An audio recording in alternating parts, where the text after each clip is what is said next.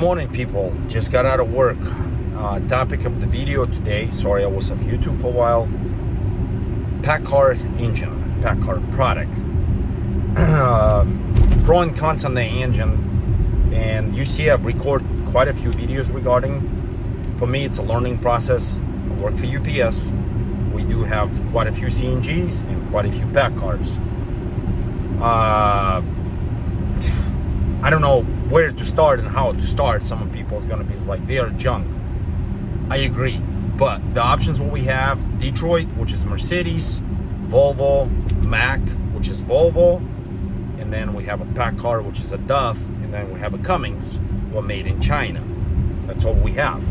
And US market for semi trucks nowadays, unless you get a glider kit. Obviously, hands down, 60 series Detroit, around 99 up to 2003, in my opinion, is the best engine. Second the best engine is a Caterpillar C15 twin turbo. You can make tremendous amount of power off of those things. I had one, not recommended. Blew a lot of trainees. Anyways, let's begin. C15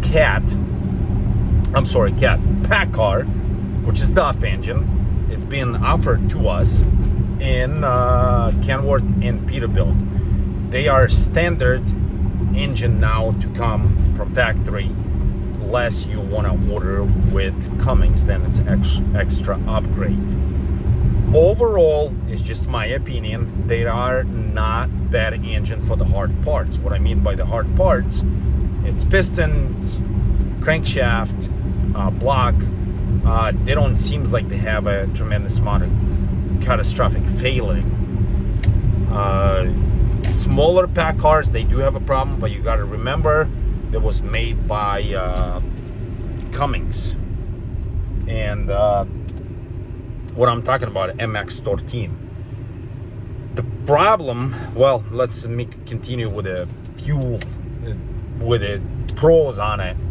That my favorite part about it, their software, which is Davy, their diagnostic tool, is friendly, very friendly to use it. I think if you have a basic knowledge of mechanics, if you have access to it, which would be a problem with that for the access, it's very easy to use and very easy to understand. It's self-explanatory, kind of. The problem is with Davy, there's nobody, far as I know, maybe I'm wrong, offering anything off the market. And what I noticed, if you use an aftermarket on the Paccar, and usually will throw you under a bus, it will not give you correct information, doesn't give you correct faults, doesn't give you correct data. So you have to use actually OM1. And they have problem with the air compressor heads. They're known for blowing up, and then it's pushing coolant through the reservoir, which I do record the video on it. And a lot of people times freak out. It's head gasket. It's actually 99% of I'm losing it. 90% of the time, it's your air compressor. It has a blown head gasket, and that's why your coolant's getting puked out. Which I have one at the shop that actually has a blown head gasket. It's about 700 something thousand miles. It does happen, but not too often. They are very quiet. They are very fuel efficient. If it would be me, if I have to buy something newer, I would stick right around 16, 17, 18 here on the Paccar. If I would haul generic freight, what I mean by that, 80,000 pounds and under, nothing over, because they are really small displacement engine. They like 12.9 liter, I believe. They call them Max 13. It's like a 60 series Detroit's 12.7, so this is slightly bigger. They offer to us the manufacturing of 550 horsepower and 1850 foot-pounds of torque. I would not recommend it with a 550 horse and 1850 torque. I would do 475 with a 1750 or a 1680 foot-pounds torque. I'm not sure exactly what the numbers are. Like I said, they are very quiet. They are driver friendly. It's they're not a very big vibrators, I would say. They don't vibrate much. So if you sleep in them, you got to bump up the RPM and run them. Now the negative things about a Paccar. Let's go to the software. So like I said, there's nobody offering the aftermarket. So if you end up buying a brand new or used truck, you better establish very good relationship with your local dealer and try to negotiate with them, so you pay them their 1 hour, 2 hours a minimum, so they can print you out if you have codes or faults or derates, and you can fix it yourself. Because if you're a single truck carrier or owner operator, nowadays it's hard to succeed the way it is. Plus paying the shop to fix your stuff, it gets really expensive, and everything comes out of your profit, and the profits is already slim. So otherwise, if you buy something off the market and they will promise to you it will work, just don't go for it. Make sure you take it kind of as a demo, use it, see if it actually does work before you buy anything, because the scanners are not cheap for the semi trucks. You can spend $5,000 to $6,000 and it could be completely worthless. They have very unique fuel system, which I do recommend. If you end up buying a Paccar, you have to understand how the things work. They have tremendous amount of sensors, which your general PM preventive maintenance is not just changing oil, your air filter, your fuel filters, then there you go. There's a lot of sensors what needs to be cleaned every time you change the oil. And I would not recommend it by manufacturing oil change, which I believe it's 70,000 miles, which is crazy, because the new engines from 2011 and up, we use our oil, I would say 100%. There's nothing left over. Those engines run a hell of a lot hotter. They go through, the oil breaks down a lot faster than in the older engines. I would not recommend it. I would not go over 20,000 miles on oil changes unless you have some sort of bypass filtration system off the market, which is cleans it to 1 micron. I would just drain and change the oil every 20,000 miles. You'd be better off, and drain the coolant and at least once a year, or 80 to 100,000 miles, like between 80, 90, 100,000 miles, because this new engines, they use coolant a lot more. So we do a lot more cooling with the coolant now, because we have EGR cooler, we have training coolers, which is the wet coolers. The engines, like I said before, they run a hell of a lot hotter, especially when you do regen. The radiators become a lot smaller, so they cycle a lot more. There's a lot more moving parts now in a cooling system. Coolant cools down and lubricates stuff. A Paccar, if you strip all the emissions off of it, it is pretty basic engine, besides being their fuel system, which is tremendously high pressure, and doesn't seem like it has a lot of failing on the fuel system. It's not very common. It does happen.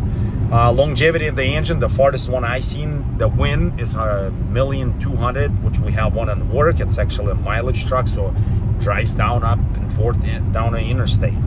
The key is for the longevity of the engine is proper warm up and a proper cool down. What I mean by that, start your engine, doesn't matter if it's 90 degrees out, didn't rain, start it and let it warm up to 100 degrees or above.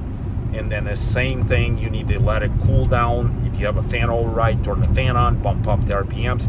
Do not let the engine idle at the low RPM. Obviously, if it's really cold outside, -10, and you had it plugged in or not plugged in, and you started, you want to let it idle for about 5 minutes. But then since then, you want to bump up the RPM and let the truck do its thing to warm up to operating temperature before you put it under load.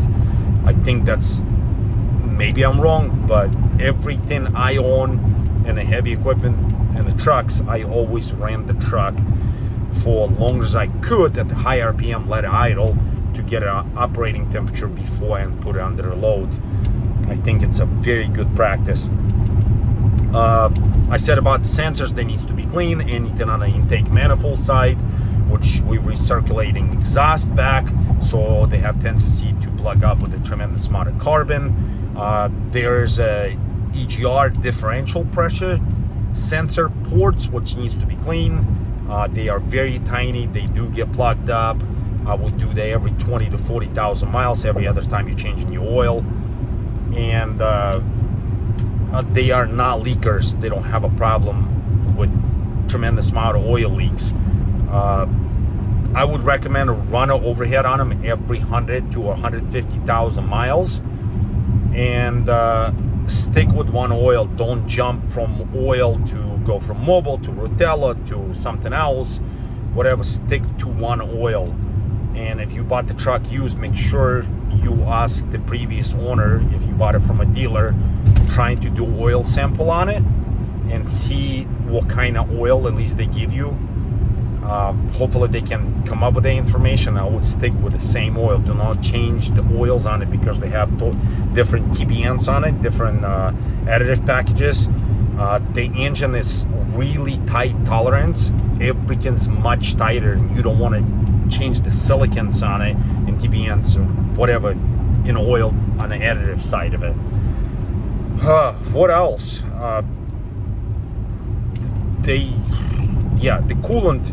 I run into problems. The coolant's not getting changed, and then the coolant end up being deteriorating, separating inside, and start plugging things up, and then you don't have a proper cooling, and then your EGR cracks.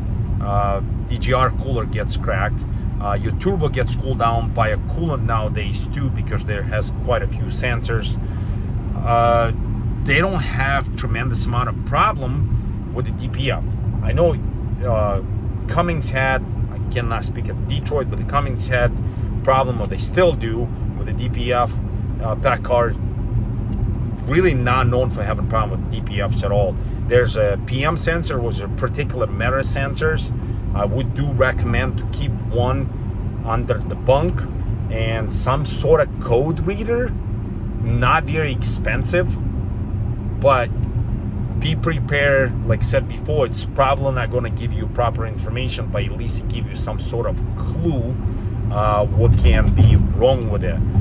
Telematics, if you're not familiar, it's the thing you plug in and then you can see over the internet. You kind of keep a track of your own truck. They work somewhat, but they're not always accurate. So I would do recommend at least buy that, and they kind of give you some sort of data. The whole problem I see with the new generation of the engines, for the big fleets, it's kind of, maybe their operating costs went up by 10 cents, 5 cents, whatever. To the small carrier one truck show, it is become more expensive to operate a truck, and the freight rates is not keep up with the cost of operating equipment nowadays. I will go back. Still, the most efficient engine to operate, in my opinion, is the old 60 series Detroit. I think you cannot beat it, and there's nobody will ever come up with that good of an engine, which it had problems. It has ECM problems, all kind of different stuff. It's a different topic, but we have to face the reality. That's what we got nowadays, and we have to deal with it. And like I said once, if you in the general freight, like you pull in a reefer, you're not doing anything over 80,000 pounds, I would stick with a Paccar. Just for the fuel efficiency and availability of the parts, and there's, I would say, almost simplicity compared to Volvo, compared to Cummins, compared to parts prices. Definitely not a big fan of Volvo, but that's my personal opinion. Leave the comment below. If I'm wrong, I will debate you on it, and this is my real life experience. I work on them, I would say a lot, but quite a bit, and I literally, more and more I start learning those engines, the more I actually understand the principle of working the fuel system, the DPF, the EGR, and everything. And it's really simple, and it has just enough sensors to make everything work. And a lot of times is the problem, the sensors plugged up with carbon. So like I said, the key is to keep them clean. Thanks for watching all.